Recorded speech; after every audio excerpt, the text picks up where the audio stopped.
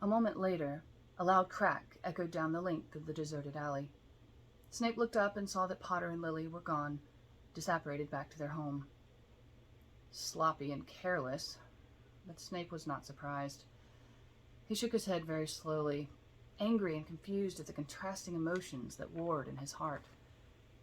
He had taken a monstrous risk in following them, watching out for them, but he couldn't seem to help himself. Perhaps it was time for another conversation with the headmaster. Not yet, but soon. He wouldn't tell Dumbledore everything, just enough to protect Lily. Let the Death Eaters have James, but not her. It was risky, but Snape was getting rather used to risk. What was the worst that could happen? If he got found out, the Dark Lord would merely kill him. In some ways, Snape thought, that might even be a relief. Thinking that, he turned and began to walk back along the street, heading nowhere in particular. There was no snow at Godric's Hollow, either. Peter Pettigrew heard the alarm go off in the kitchen and jumped, nearly dropping the book he'd been flipping through. "That's yours, Wormtail," Remus said. "I basted the thing last time. Better get in there before that bloody clock goes off again and wakes the baby." "I'm going," Pettigrew groused, clambering to his feet and crossing the parlor. It was too hot in the house, especially in the kitchen, and made him grumpy. Ever since he'd perfected his animagus abilities, he'd found that normal household temperatures always felt stuffy. In his rat form, he longed for the cool passages between the walls, the musty corners of basements, the scampering freedom of drafty attics.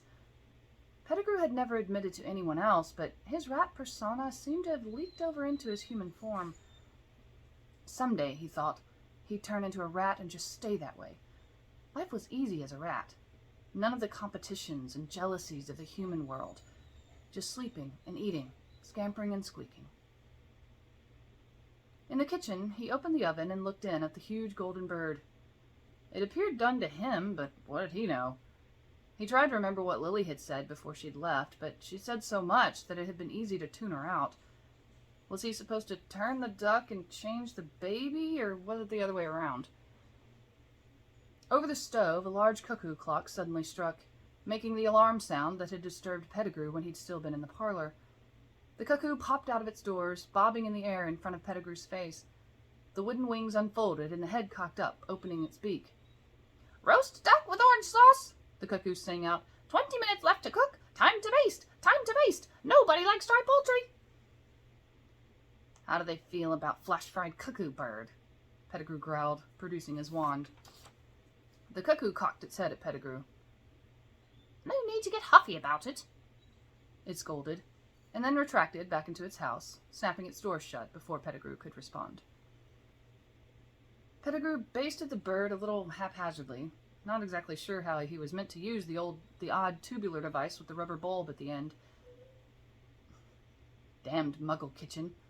James had vowed to update the place when he and Lily had moved in, but he was so busy now, what with the baby and Lily and his nice little life out here in the middle of nowhere. Pettigrew hated the country. He had grown up in London and had loved every bit of it. He'd also grown up rather well off. Not rich, of course, at least compared to Sirius, but they'd at least had a proper magical kitchen. He closed the stove door a bit noisily. Remus called from the parlor. "That duck putting up a fight in there?" "Sorry," Pettigrew called back quickly.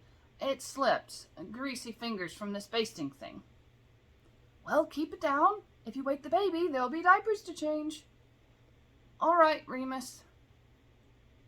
Standing in the kitchen, Pettigrew fumed to himself.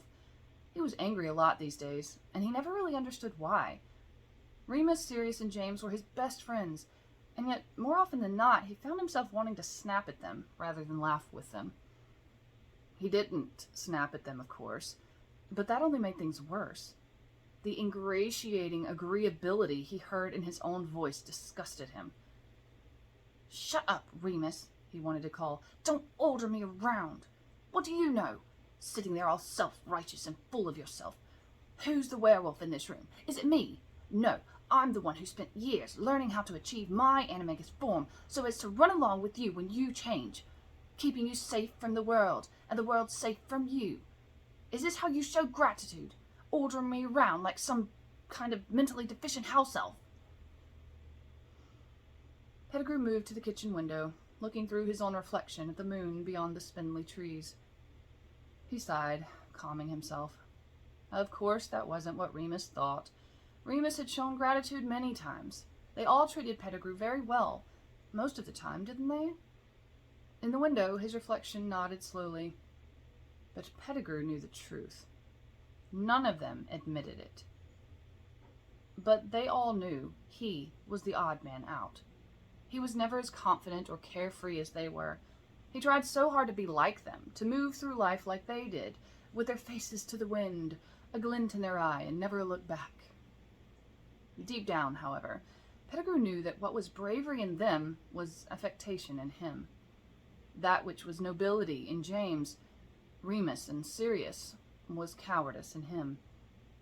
And alongside this knowledge, Pettigrew's greatest fear was that someday the rest of them would see him for what he really was, a rat in human form, and not the other way around. Last week, Sirius had taken Pettigrew aside. He'd been piloting that ridiculous motorbike of his and had offered to take Pettigrew for a ride on it so that they could talk in private. Pettigrew was afraid of the bike, and his fear made him hate it. He'd stammered something about needing to get back to his flat, and Sirius had waved it off with that carefree, effortless ease, as if the whole world could be put on hold with a mere gesture of his hand. And perhaps, Pettigrew had thought jealously, for Sirius, that was even true. James and Lily are eventually going to need a secret keeper, Sirius had said quietly, straddling his bike and looking out over the length of the avenue out front. I was thinking about who might be best for that job, Wormtail. I was thinking of suggesting it be you. What do you say? Pettigrew knew most people would be flattered by that suggestion.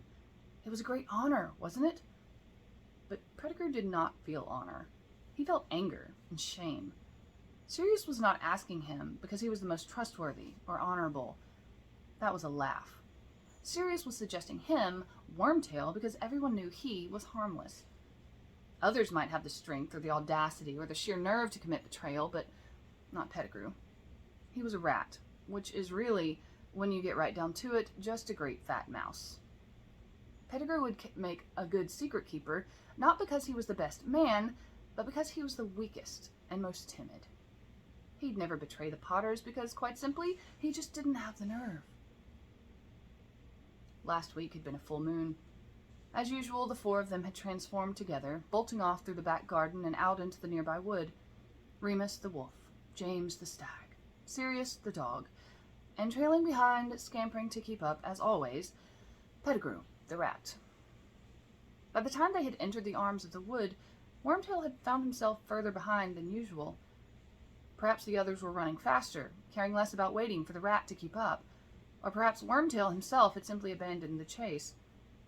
Perhaps, although if this was true, Wormtail himself was barely aware of it, he had lagged behind simply to see if the others would notice his absence. If that had been his motivation, then he had been sorely disappointed.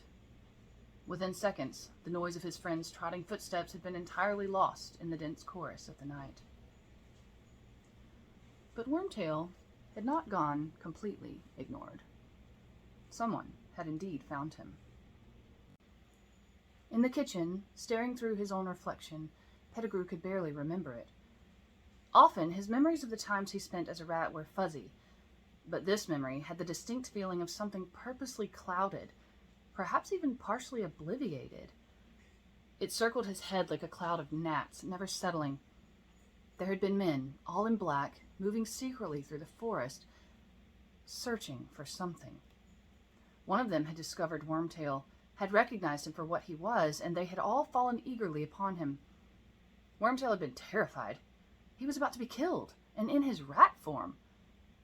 But then, one of the figures had spoken to him, softly, soothingly, silkily. As a rat, Wormtail had to concentrate to grasp the meanings of the words, but he understood them well enough to know one thing. The man was evil. Perhaps the worst kind of evil imaginable. And yet, Tantalizingly, this man saw something valuable in Wormtail. You are unappreciated, are you not? The silky voice breathed to the rat. I see it. I sense it. Your friends, they do not grasp your true potential. Oh, but I do.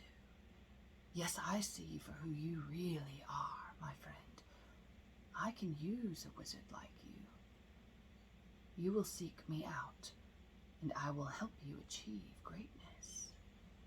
You, my rat-like friend, may prove to be far more important than any of your friends have ever imagined. You desire this, don't you? Yes, yes, you do. More than anything. More than anything. Torture him, one of the other shapes had suggested. Make him show us now, this night. We know they live in the area. So hasty, the silky voice chided, smiling.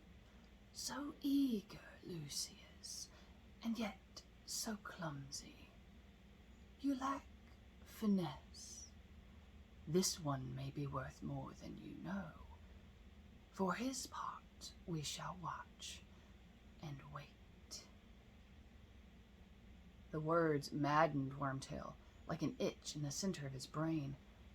They terrified him, and he feared he would be killed even still. But then, suddenly, the figures had gone, vanished in swirls of black smoke, their search abandoned, called off. Pettigrew thought he knew who that figure in the wood had been. He thought he knew what they'd been searching for. He'd never seek that horrible voice out, of course. Never. Despite everything, Pettigrew could never betray his friends. But Wormtail, on the other hand,